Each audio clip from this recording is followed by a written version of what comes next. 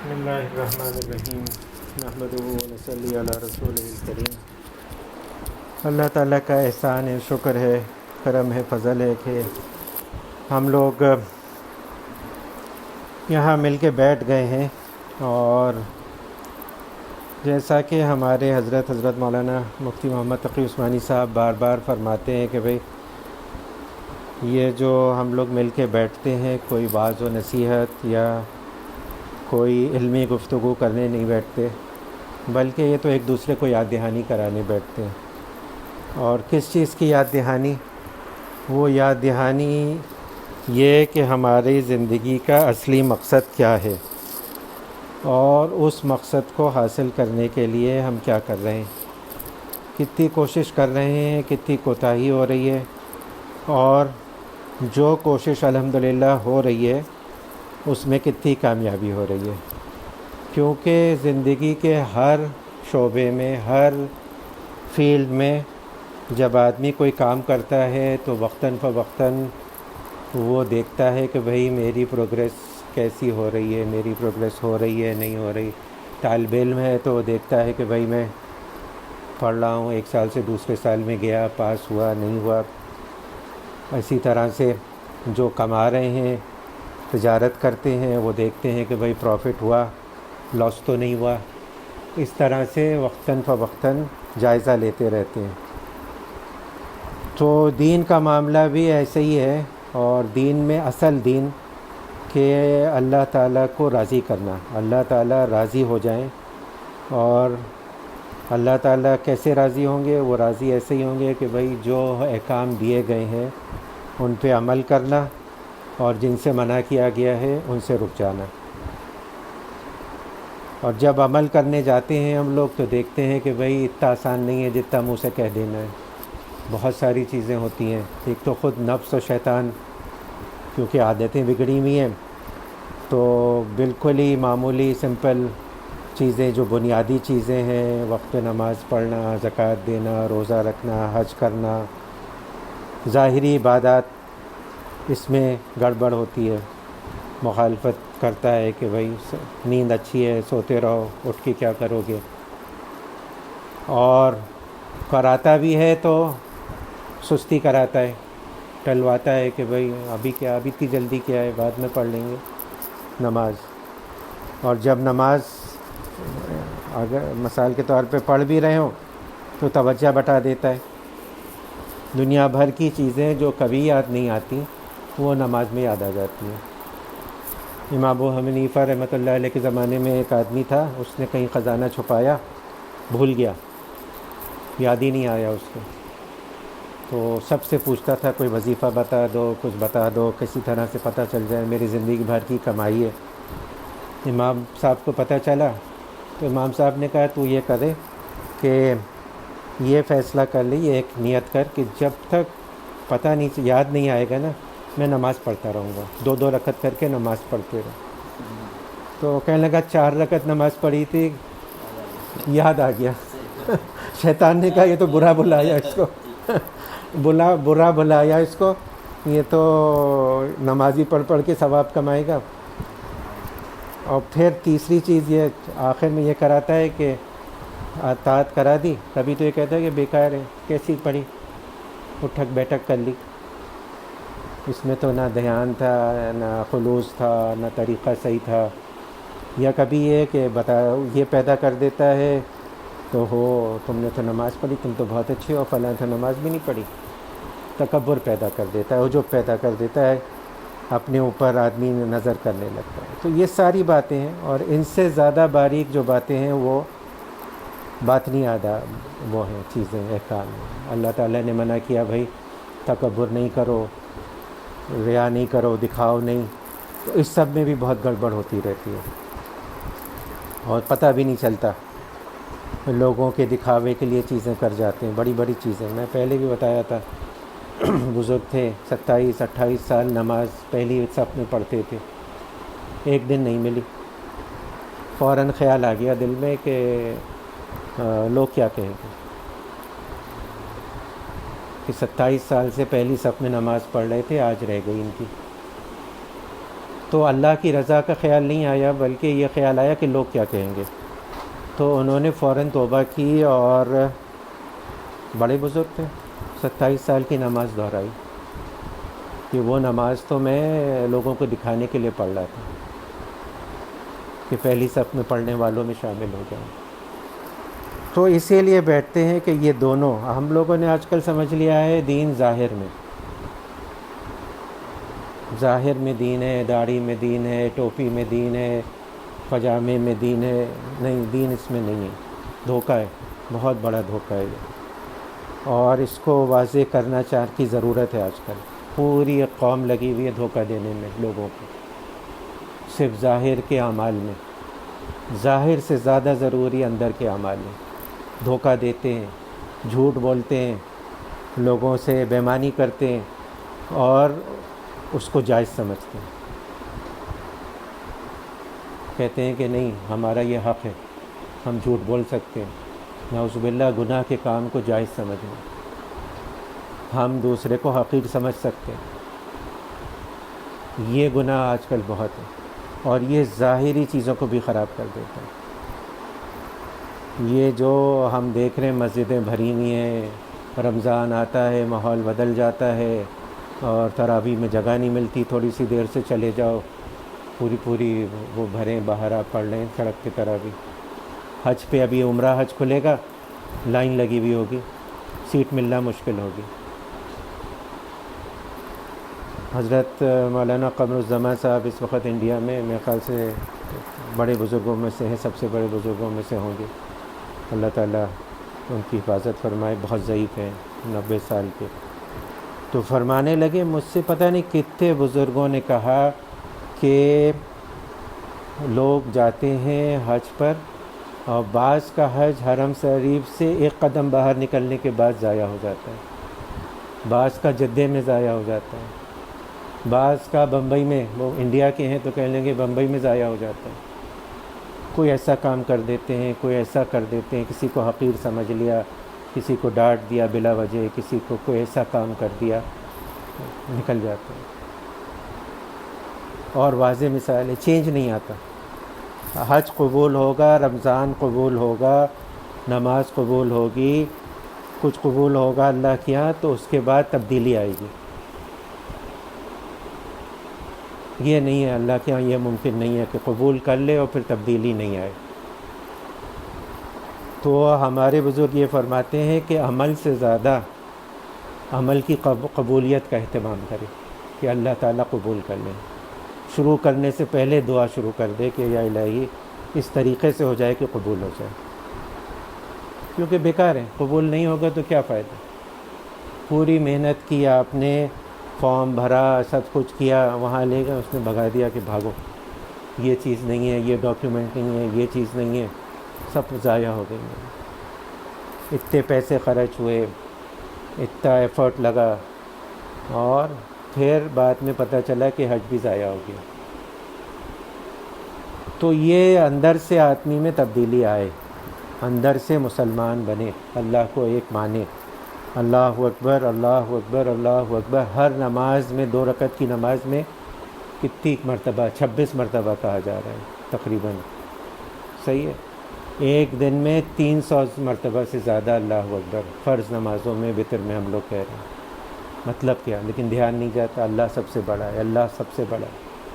اب سب سے بڑا ہے تو اس کی بات، اس کا حکم، اس کے احکام، ہر چیز بڑی ہے، اس کو ماننا ہے. تو یہ اثر آئے، اس کا حکم، اس کا فیصلہ سر آنکھوں پر ہے. چاہے جتنی تکلیف، جتنا غم، جتنا وہ ہو رہا ہو، لیکن سر آنکھوں پر ہے. کوئی اور طریقہ نہیں ہے. بزرگ تھے، اٹھتے تھے تہجد پڑھنے. حضرت تھانوی نے لکھا ہے واقعہ، مثنوی میں سے ہے، کہ مثنوی مولانا روم میں سے آواز آتی تھی کہ نہ تیرا اٹھنا قبول ہے، نہ تیری نماز قبول ہے، نہ تیری دعا قبول ہے. پھر اٹھتے تھے، وضو کرتے تھے، نماز پڑھتے تھے. ایک دن مرید کو بھی آ گئی آواز، کہ آواز آ رہی ہے کہ تیرا نہ اٹھنا قبول ہے، نہ تیری وضو قبول ہے، نہ نماز قبول ہے. نہ تیری دعا قبول ہے. پھر نماز پڑھی. دوسرے دن پھر تیسرے دن مرید نے کہا کہ یہ کیا بے غیرتی ہے، آپ روز آواز سن رہے ہیں کہ قبول نہیں ہے پھر بھی آپ پڑھتے ہیں. تو انہوں نے کہا کہ کوئی اور در ہے بتا دو، وہاں چلا جاؤں. میرا کام تو کرنے کا ہے، میں تو کروں گا ہی، اپنی سی کوشش کروں گا. میں قبول کر لیں، ان کا کرم، ان کا رحم، ان کا فضل ہے. مالک ہیں، ان کی مرضی ہے جس حالت میں اپنے بندے کو رکھیں. یعنی ہم لوگ اپنی مرضی چلانا چاہتے ہیں، مرضی نہیں چلتی. بڑے بڑے انبیاء، حضور صلی اللہ علیہ وآلہ وسلم اپنے چچا کو کہتے رہ گئے کہ یہ چچا آپ بس کلمہ پڑھ لیجئے، کلمہ پڑھ لیجئے، کلمہ پڑھ لیجئے، باقی کا ذمہ دار میں ہوں. محسن عظیم ہیں حضور کے، باپ کی جگہ پالا ہے دادا کے بعد، کیونکہ دادا کا انتقال، والد تھے نہیں، دادا نے کفالت میں لیا، دادا کا انتقال ہو گیا، دادا کے بعد چچا حضرت علی کے والد کہتے رہے بار بار کہ آپ کلمہ پڑھ لیجئے، کلمہ پڑھ لیجئے. قسمت میں نہیں تھا. اللہ کے محبوب ترین بندے ہیں. حضور صلی اللہ علیہ وآلہ وسلم کی کوئی اولاد زندہ نہیں رہی سوائے لڑکیوں کے. بیٹے سارے حضور صلی اللہ علیہ وآلہ وسلم کے سامنے چلے گئے. تو یہ ساری چیزیں جو ہیں نا، یہ بس اللہ تعالیٰ، یہ ہم لوگ سمجھتے ہیں دین رکھا ہوا ہے صرف نماز میں، روزے میں، حج میں، زکوٰۃ، صدقات میں. تسلیم و رضا، صبر کرنا، اللہ کے فیصلے پہ راضی رہنا، یہ ساری چیزیں بھی دین ہیں اور بہت بڑی عبادت ہیں. یعنی لوگ سمجھتے ہیں کہ نمازیں پڑھتے رہیں اور صدقہ کرتے رہیں، اس سے بڑھ کر یہ، اور پتہ بھی نہیں چلتا کسی کو. باقی چیزوں میں تو یہ شبہ رہتا ہے. ہمارے حضرت فرماتے ہیں نماز پڑھے گا، روزہ رکھے گا، حج کرے گا، زکوٰۃ دے گا، خیرات، تو اس میں ڈر لگا رہتا ہے ریا کا، دکھاوے کا، اور اس میں تو پتہ بھی نہیں چلتا دلی کے دل میں آدمی اللہ تعالیٰ کے وہ فیصلے پہ راضی رہ رہا ہے. اور جو ہم لوگ یہ پڑھتے ہیں تو اس میں سب سے مؤثر چیز جو اللہ تعالیٰ سے قریب کرنے، آخرت کا فکر پیدا کرنے کی چیز جو ہے وہ ہے موت کی یاد، کہ بلا آخر سب کو جانا ہے. کوئی بھی نہیں رہا. جب حضور صلی اللہ علیہ وآلہ وسلم نہیں رہے یہاں پر تو میں اور آپ اور کون رہے گا؟ کوئی بھی نہیں رہا. کروڑوں شخص آ کے چلے گئے یہاں سے، کوئی نہیں رہا. اور ہم سب وہیں جا رہے ہیں، دن جانے کے دن قریب آ رہے ہیں. کسی کا کچھ نہیں پتہ کون کہاں کب چلا جائے گا، اور اس کے بعد کبھی کوئی واپس نہیں آیا. سب وہاں جا کے جمع ہو جائیں گے، اور وہاں کی کامیابی ہی اصل کامیابی ہے. صحابہ کرام کو تیر لگتا تھا، قسم کھا کے کہتے تھے کہ اللہ کی قسم میں کامیاب ہو گیا. جب موت آ رہی ہوتی تھی تو یہ قسم کھا کے کہتے تھے کہ اللہ کی قسم میں کامیاب ہو گیا. تو کوئی بات تھی نا کہ اپنی آنکھوں سے دیکھتے تھے. اور اللہ تعالیٰ خود فرما رہے ہیں کہ بھائی مرتے وقت خیال مومن کو خطاب ہوتا ہے، یا ایتھا النفس المطمئنہ ارجعی الی ربک راضیۃ مرضیہ، کہ آ جاؤ میری مرضی پہ راضی اور میرے بندوں میں داخل ہو جاؤ. تو یہ آخرت کی کامیابی کیسے حاصل ہو، اسی کے لیے بیٹھتے ہیں ایک دوسرے کو یاد دہانی کرانے کے لیے کہ ظاہر بھی ٹھیک ہو جائے اور باطن بھی ٹھیک ہو جائے. باطن جب تک نہیں ٹھیک ہوتا ظاہر نہیں ہوتا. ظاہر میں دھوکہ ہوتا ہے. لوگ ہوتے ہیں ظاہری طور پر بہت زیادہ متشرع اور وہ، لیکن اصل دینداری نہیں ہوتی. جہاں آگ بچے گی، جہاں پہ 2 پیسے کا فائدہ ہوگا، 2 پیسے کا نقصان ہوگا، سب دینداری نکل جائے گی.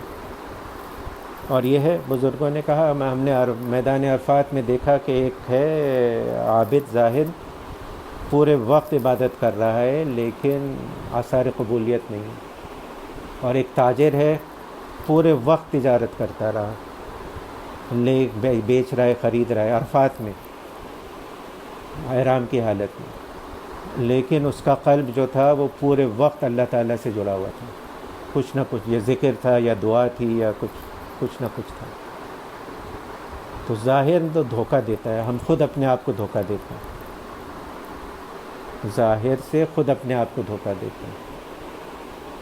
اور میں بار بار یہ بات سناتا ہوں، حضرت تھانوی رحمۃ اللہ علیہ بادشاہ ہیں مثال دینے کے، تو وہ کہتے ہیں ہماری مثال بالکل ویسی ہے جیسے ایک شخص تھا، اس کے پاس ایک گھوڑا تھا، بہت نکما، کھاتا تھا اور بالکل کام نہیں کرتا تھا۔ اس کو پتہ تھا کہ یہ گھوڑا نکما ہے، فضول ہے، کھاتا رہتا ہے، اور اس سے کام کراؤں تو کرتا نہیں ہے، اڑیا لے۔ تو وہ گیا اور کہنے لگا اس کو بیچ دیتا ہوں۔ وہ بیچنے گیا بند منڈی میں، تو منڈی میں ایجنٹس ہوتے ہیں، اس نے ایجنٹ نے کہا میں بکوا دوں گا اس کو بہت اچھی طرح سے، آپ کو پروفٹ ہو جائے گا۔ تو اس نے کہا ٹھیک ہے بکوا دوں۔ تو وہ اسٹینڈ پہ لے گیا جہاں پہ آکشن ہوتا ہے، اور کہنے لگا یہ گھوڑا ہے، عربی نسل کا ہے، اور بہت ہی ایفیشینٹ ہے، اور بہت کام کرتا ہے، اور کھاتا کم ہے، اور کیا کیا کرتا ہے، بہت تعریفیں کی اس نے۔ تو جس نے بیچنا تھا نا اس کا کہا واپس آ جاؤ، میں نہیں بیچتا، مجھے معلوم ہی نہیں تھا اتنا اچھا گھوڑا ہے، مجھے تو اپنے پاس رکھنا ہے اس کو۔ جبکہ پتہ تھا اس کو، ہمیں معلوم ہے اپنی حقیقت کتنی گڑبڑ کرتے ہیں، اور کس کو دھوکہ دے رہے ہیں؟ اپنے آپ ہی کو دھوکہ دے رہے ہیں۔ اللہ کو تو کوئی دھوکہ نہیں دے سکتا ہے، اس کو تو سب پتہ ہے اندر باہر۔ تو اپنا معاملہ اللہ سے درست کرنا ہے۔ یہ سارا اصلاح، تصوف، طریقت، پیری مریدی آج کل پتہ نہیں کیا بن گیا ہے، یہ اپنا معاملہ اللہ سے درست کرنا ہے۔ بندے کا معاملہ اللہ سے درست ہو جائے کہ اللہ راضی ہو جائے، جب قبر میں جائے تو پھر یہ اس کو اطمینان ہو، یا اللہ تعالیٰ کی طرف سے اس پہ رحم و کرم کا فیصلہ ہو جائے۔ تو حضور صلی اللہ علیہ وآلہ وسلم فرماتے ہیں جب 2/3 رات گزر جاتی ہے، ایک حدیث میں ہے کہ جب 2/3 رات گزر جاتی تو حضور اقدس صلی اللہ علیہ وآلہ وسلم فرماتے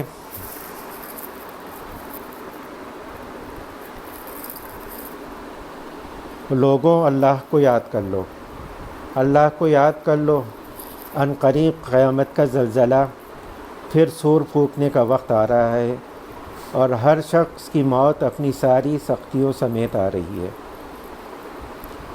اور یہ ہماری حدیثوں کی وہ چل رہی ہے کہ حضور صلی اللہ علیہ وآلہ وسلم نے کتنا مسلمانوں کو یاد دہانی کرائی موت کی، کہ وہ بھولے نہیں کہ یہ زندگی ختم ہو جائے گی ایک نہ ایک دن۔ آج تک کوئی زندہ نہیں رہا، کتنی زیادہ سے زیادہ جو ہے 135 140 Guinness book of the world record میں آ جائے گا اگر کوئی 140 سال زندہ رہ گیا۔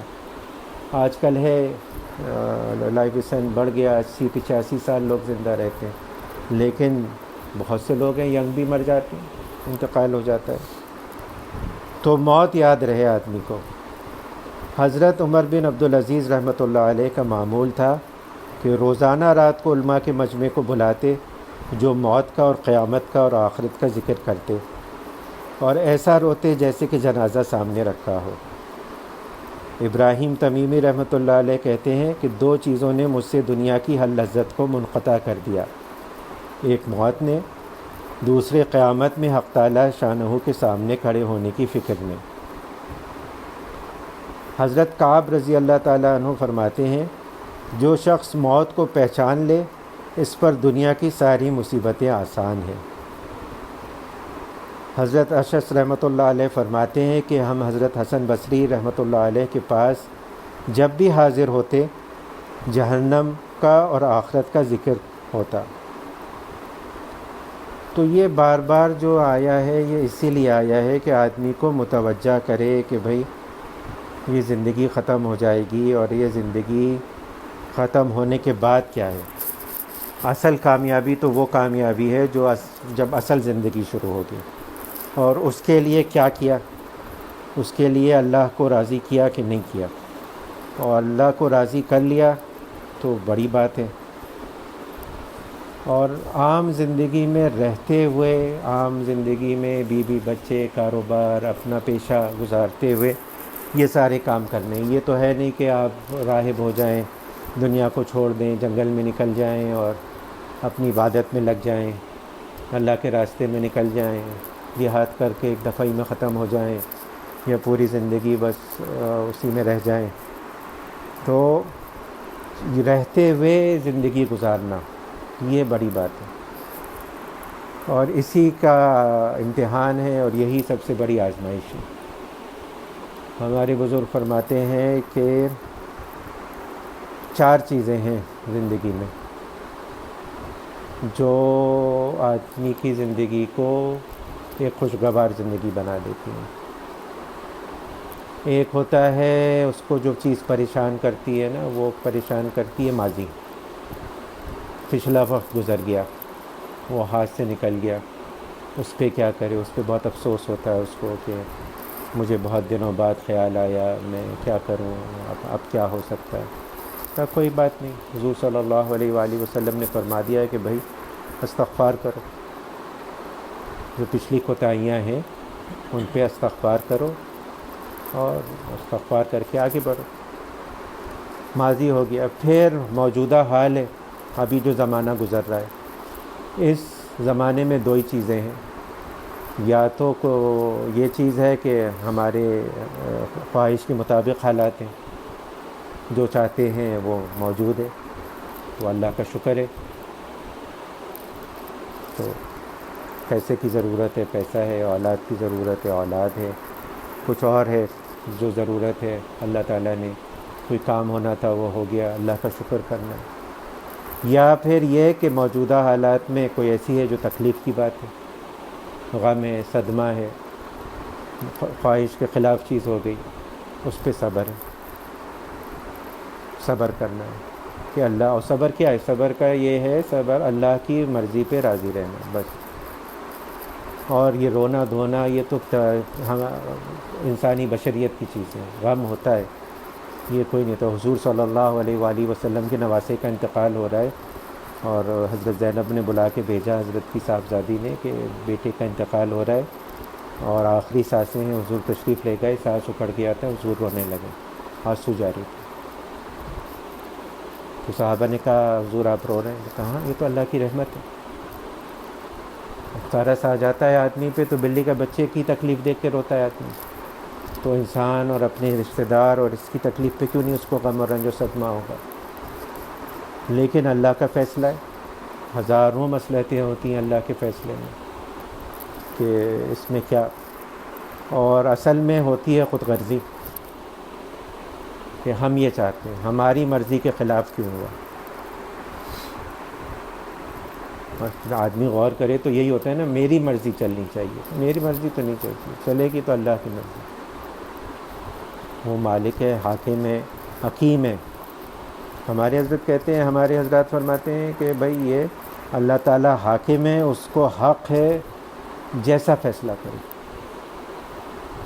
چاہے جتنا شدید، جتنا تکلیف دے، جتنا اس کو حق ہے، کرتا نہیں ہے، وہ برداشت کے باہر نہیں کرتا۔ ہم لوگ کے عقائد میں سے کہ اللہ تعالیٰ کسی کو ایسی مصیبت میں، کسی ایسی تکلیف میں نہیں ڈالتا جو اس کی برداشت میں نہ ہو، لیکن ساتھ ہی ساتھ وہ حکیم ہے، وزڈم ترجمہ ہوتا ہے حکمت کا، ہر کام جو کرتا ہے اس کے پیچھے کچھ نہ کچھ وزڈم ہوتا ہے۔ ہماری عقل محدود، ہمارا جو علم ہے وہ، اور ہمارا تجربہ محدود، ہمیں پتہ نہیں چلتا۔ بہت سے فیصلے ہم دیکھیں، بہت سے لوگ ہوتے ہیں ان کی خواہش ہوتی ہے میڈیسن میں چلے جائیں، اور ایڑی چوٹی کا زور لگاتے ہیں، ریپیٹ کرتے ہیں، وظائف بھی پڑھتے ہیں، دعا بھی کراتے، نہیں ہوتا۔ ایک زمانہ تھا، ہمارے زمانے میں تو بہت تھا کہ میڈیسن میں جانا ہے، بس زندگی کا مقصد ہی یہی ہے، میڈیسن میں جانا ہے، نہیں ہوتا۔ لیکن 40 سال بعد ہوتا ہے ان کو اندازہ کہ ہاں واقعی صحیح ہوا، ہمارے لیے نہیں تھی یہ فیلڈ، ہم سوٹیبل نہیں تھے، اور ان کو یعنی احساس ہو جاتا ہے، پتہ چل جاتا ہے، اس وقت ایک جذباتی فیصلہ تھا۔ تو اللہ تعالیٰ کے ہر حکم میں مصلحتیں ہوتی ہیں۔ اور تیسری چیز جو حضرات فرماتے ہیں، آئندہ کے لیے اندیشہ۔ ہر وقت شیطان ڈراتا رہتا ہے، کل کیا ہوگا، آج تو کھانا مل گیا، کل کیا ہوگا، آج تو مریض آ گیا، کل کیا ہوگا، اس سال تو پاس ہو گیا، اگلے سال کیا ہوگا، پارٹ 1 نکل گیا، پارٹ 2 میں کیا ہوگا، یہی ہوتا ہے نا۔ تو اس کے لیے دعا، اللہ تعالیٰ سے پناہ مانگتا رہے تو کنیکٹڈ رہے گا اللہ تعالیٰ سے. اور اصل چیز ہے کنیکشن، اللہ تعالیٰ سے کنیکشن رہے. جو شیطان کو موقع ملتا ہے کام کرنے کا تب ملتا ہے جب آدمی ڈسکنیکٹ ہو جاتا ہے اللہ سے. تو اللہ تعالیٰ سے کنیکشن اپنا رکھے آدمی، ڈسکنیکٹ نہیں ہونے پائے. ماضی کے لیے استغفار اور جو حال ہے اس میں صبر اور شکر کو غالب رکھے. ہزار نعمتیں. ہمارے حضرت مولانا تقی عثمانی صاحب بار بار یہ فرماتے ہیں کہ آدمی غور کرے. اور ماشاءاللہ سب ڈاکٹر اس وقت اتفاق سے سب ڈاکٹر ہیں. پیچھے بھی جو بیٹھے ہیں یہ بھی ڈاکٹر ہیں. صحیح، یہ بھی ڈاکٹر ہیں. تو ڈاکٹر تو اپنی آنکھوں سے دیکھ رہے ہیں کہ لوگ کس کس تکلیفوں میں ہوتے ہیں. ایک ہلکا سا باڈلی فنکشن خراب ہو جاتا ہے تو کیا مسئلے مسائل ہوتے ہیں. ہم لوگوں نے دیکھا ایک پیشنٹ وہاں پر سعودی عرب میں اسکویمس سیل کارسینوما کا، صحیح ہے، ینگ پیشنٹ 14 سال کا، فیمیلیل ہے. جینیٹک ٹیسٹنگ کے لیے گیا تو پتہ چلا کہ جو انزائم اسکن میں ہوتا ہے، الٹرا وائلٹ لائٹ سے جو ریڈیشن ہوتا ہے نا، اس کے بعد وہ منٹوں سیکنڈوں میں ریپیئر کرتا ہے، وہ لیکنگ ہے. اور اس کی وجہ سے کینسر ہے. ہمیں پتہ بھی نہیں کہ ہماری جلد میں وہ انزائم ہے اور وہ کام کر رہا ہے اور ہم کو بچایا ہوا ہے اللہ نے. ایک ذرا سا ہلکا سا ایسڈ زیادہ کم ہو جاتا ہے پیٹ میں، کتنی تکلیف ہوتی ہے، ڈاکٹروں کے پھیرے لگنے لگتے ہیں، یہ ٹیسٹ کراؤ، وہ کراؤ، کیا کراؤ کیا نہیں کراؤ. تو اللہ تعالیٰ سوچنے سمجھنے والا اور اپریشیٹ کرنے والا دماغ دے دے تو آدمی کو احساس ہو کہ کتنے احسانات ہیں ان پر. اگر بیماری بھی آتی ہے تو اس میں بھی ہزارہا احسانات ہوتے ہیں آدمی کے اوپر. ہاں تکلیف اپنی جگہ پر، اس کی زحمت اپنی جگہ پر، لیکن یہ کہ تیماردار ہے، دوا موجود ہے، خیال رکھنے والے موجود ہیں اور یہ ساری چیزیں موجود ہیں. تو طبیعت ہوتی ہے، بعض لوگوں کی طبیعت نگیٹو ہی رہتی ہے، وہ دکھ درد تکلیف ہی دیکھتے رہتے ہیں، پازیٹیو چیزیں نہیں دیکھتے. تو وہ پازیٹیو چیزیں دیکھنے لگے. حضرت مشہور ہے حضرت ذوالنون مصری کا رحمۃ اللہ علیہ کا، آدمی کے پاس سے گزرے، بیمار ہے، لوگوں نے سڑک پہ ڈال دیا، بالکل ہی پورے جسم پہ زخم ہے اور کیا کیا تکلیفیں ہیں. تو پوچھا اپنے شاگردوں سے کہ کیا اس پر شکر واجب ہے؟ تو کہا بھئی کس چیز کا شکر ادا کرے، لوگوں نے گھر سے باہر پھینک دیا، اتنی بدبو آ رہی ہے، اتنی تکلیف میں ہے اور کوئی پوچھنے والا نہیں. تو کہا پیشاب پخانہ آرام سے نہیں ہو جاتا، یورینری ریٹینشن ہو جائے، سیویئر کانسٹیپیشن ہو جائے تو کیا کیا کرنا پڑتا ہے. تو ہر چیز پہ شکر. حضرت شیخ سعدی رحمۃ اللہ علیہ فرماتے ہیں کہ سانس کی نعمت ایک ایسی نعمت ہے جس پہ 2 شکر واجب ہیں. اندر جانا سانس کا ایک نعمت، باہر نکلنا ایک نعمت. کیونکہ اندر جائے باہر نہیں نکلے پھر بھی مر جائے گا، باہر نکلے اندر نہیں جائے پھر بھی مر جائے گا. اور 1 منٹ میں کتنی مرتبہ، 15 مرتبہ تو لے ہی رہے نا آدمی، تو کیسے شکر ادا کرے گا. تو نعمتیں ہیں، بہت ہیں اللہ کی، اور ہے تکلیف بھی ہے، رنج بھی ہے، غم بھی ہے، ہر چیز ہے، وہ اللہ تعالیٰ سے کہیں.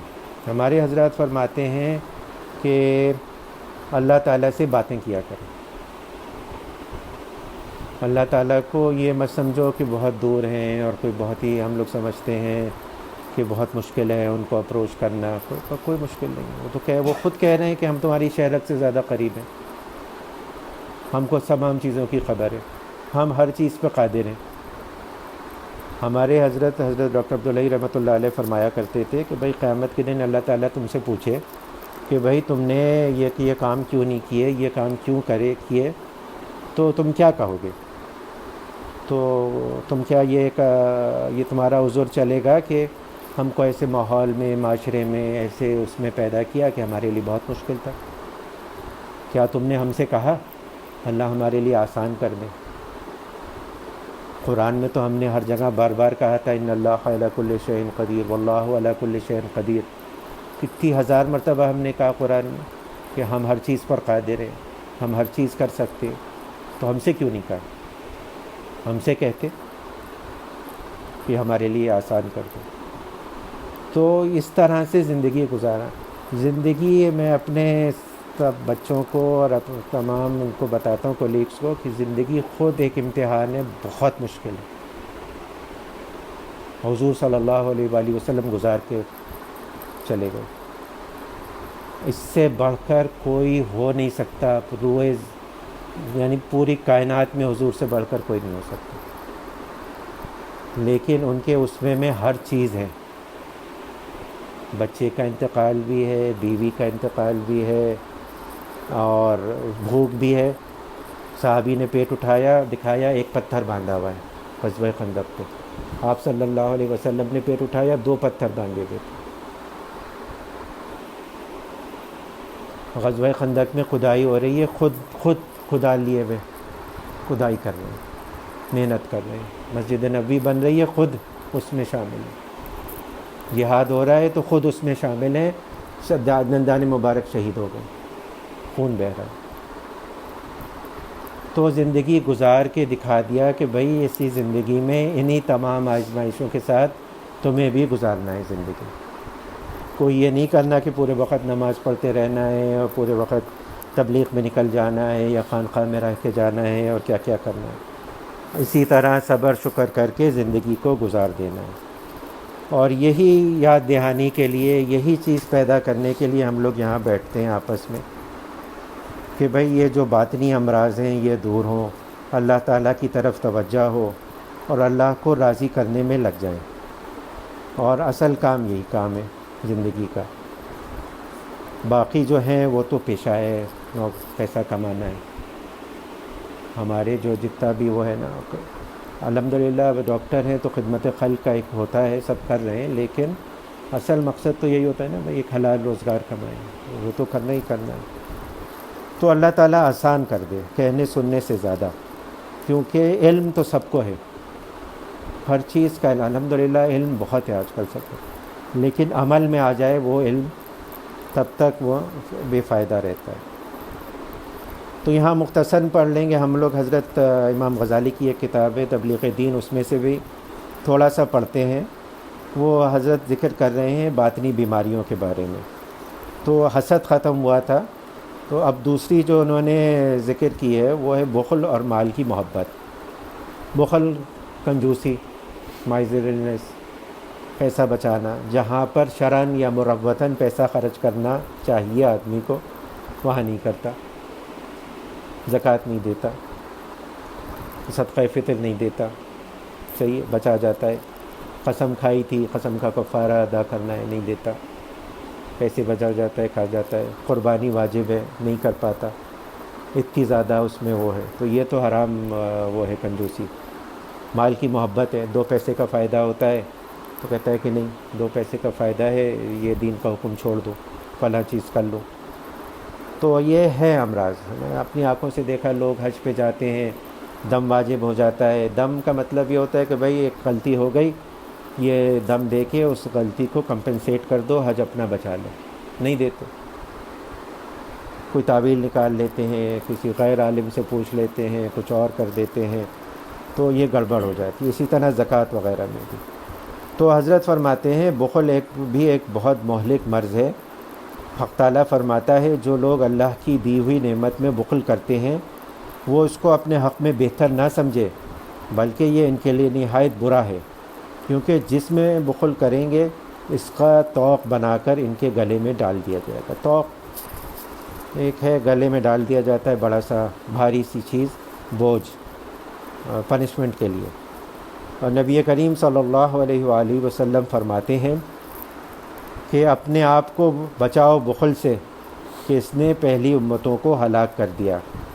بس مسلمان کو شایان شان نہیں کہ بخل کرے اور جہنم میں جائے، اور چونکہ بخل در حقیقت مال کی محبت ہے، اور مال کی محبت قلب کو دنیا کی طرف متوجہ کر دیتی ہے، جس سے اللہ کی محبت کا تعلق ضعیف اور کمزور ہو جاتا ہے، اور بخیل مرتے وقت حسرت بھری نظروں سے اپنے جمع کیے ہوئے محبوب مال دیکھتا اور جبراً و قہراً آخرت کا سفر کرتا ہے۔ تو یہ بڑی بڑی گڑبڑ کرا دیتا ہے، آدمی مر جاتا ہے اور اس کے جو ورثہ ہوتا ہے وہ تقسیم نہیں ہوتا، تو کہتے ہیں کیسے تقسیم کریں، ڈیوائیڈ ہو جائے گا. اور ہمارے یہاں بڑا مسئلے ہیں جاگیر واگیر جہاں جن کے پاس ہوتی ہے اس میں، تو یہ مال کی محبت. اللہ تعالیٰ اس سب سے بچائے، بس دعا کریں. اللہم صلی علی حبیبک محمد وعلی آل حبیبک محمد کما صلیت علی ابراہیم وعلی آل ابراہیم انک حمید مجید. اللہم بارک علی حبیبک محمد وعلی آل حبیبک محمد کما بارکت علی ابراہیم وعلی آل ابراہیم انک حمید مجید. یا اللہ یا رحمان یا رحیم یا حی یا قیوم یا ذو الجلال والاکرام یا غیاث المستغیثین یا مان المستجیرین یا مجیب دعاء المضطرین یا الہ العالمین.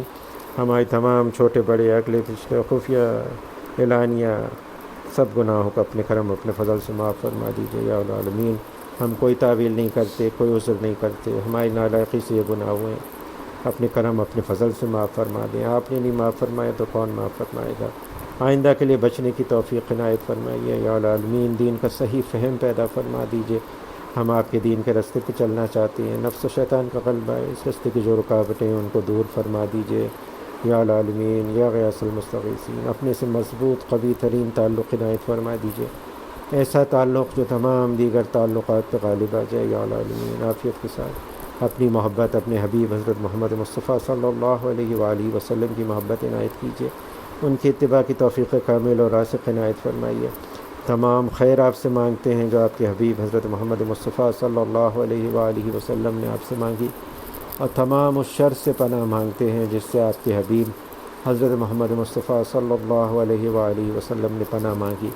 وانت المستعان وعلیک البلاغ ولا حول ولا قوة الا باللہ یا العالمین یا غیاث المستغیثین. آپ کا احسان ہے، آپ کا کرم ہے، آپ نے اس کرونا کی وبا کو بہت کچھ کم کر دیا یا العالمین. جو باقی بچی ہے اس کو بھی عافیت کے ساتھ دور فرما دیجیے، پوری انسانیت کو اس سے بچا لیجیے اپنے کرم اپنے فضل سے یا العالمین. ہمیں، ہمارے گھر والوں کو، عزیز و قارب رشتہ دار پڑوسیوں کو، بیوی بچوں کو اور تمام مسلمانوں کو ہر طرح کے حادثات سانحات سے، ہر طرح کی دیرپا موذی بیماریوں سے، ہر طرح کے دھوکہ چوری چماری، لوگوں کی زار آسانیوں، موذی دیرپا بیماریوں سے اپنے کرم اپنے فضل سے بچائیے یا العالمین یا غیاث المستغیثین.